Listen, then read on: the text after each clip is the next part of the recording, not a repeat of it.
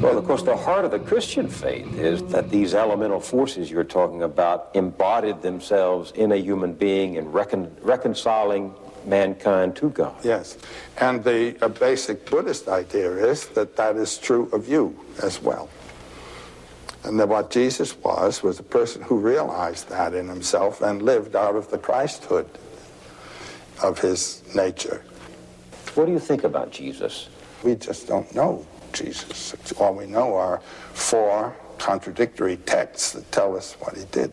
Written many years after he lived. But I think we know what Jesus said. I think the sayings of Jesus are probably pretty close.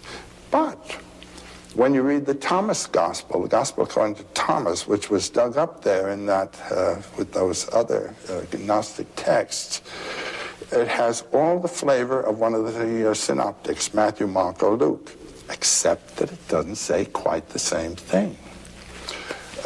There's one wonderful passage, it's the last one in the Gospel, actually. When will the kingdom come? Now, in Mark 13, I think it is, we hear that the end of the world is going to come. That's to say, a mythological image, that's the end of the world, is taken as a reference to an actual physical historical fact to be.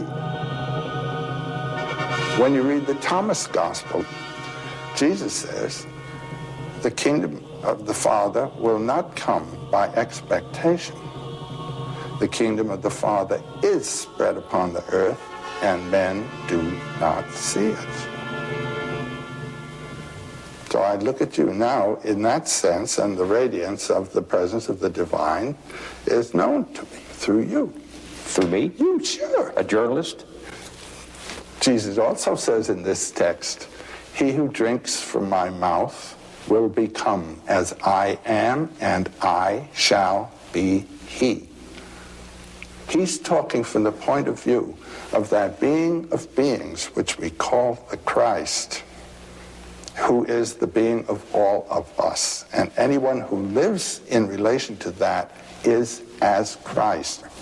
And anyone who incarnates, or rather brings into his life the message of the word, is equivalent to Jesus. That's the sense there. So that's what you mean when you say, I am radiating God to you. You are, yes. And you to me. And I'm speaking this seriously. No, I take it seriously. I happen to believe the same as you without being able to articulate it as you do. I do sense that there is divinity.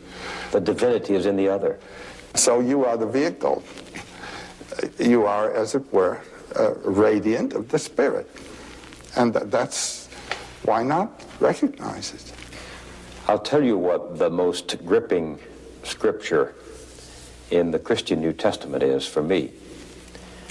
It says, I believe, help thou my unbelief. I believe in what? I believe in this ultimate reality, and that I can experience it, that I do experience it, but I don't have answers to my questions. I believe in the question, is there a God? I had a very amusing experience, which it might be well worth telling. I was in the New York Athletic Club swimming pool, and you know you don't wear your collar this way or that way when you're in a swimming pool. And I was introduced to a priest. This is Father so-and-so. This is Joseph Campbell. I'm a professor. He's a professor at one of our Catholic universities. So after I'd had my swim, I came and sat down beside, in what we call, you know, the horizontal athlete situation. And the priest is beside me. And he said, Mr. Campbell, are you a priest? I said, no, Father. He said, are you a Catholic? I said, I was, Father. He said, and now he had the sense to ask it this way, do you believe in a personal God? I said, no, Father. And he said, well, I suppose there is no way to prove by logic the existence of a personal God. And I said, if there were, Father, what would be the value of faith?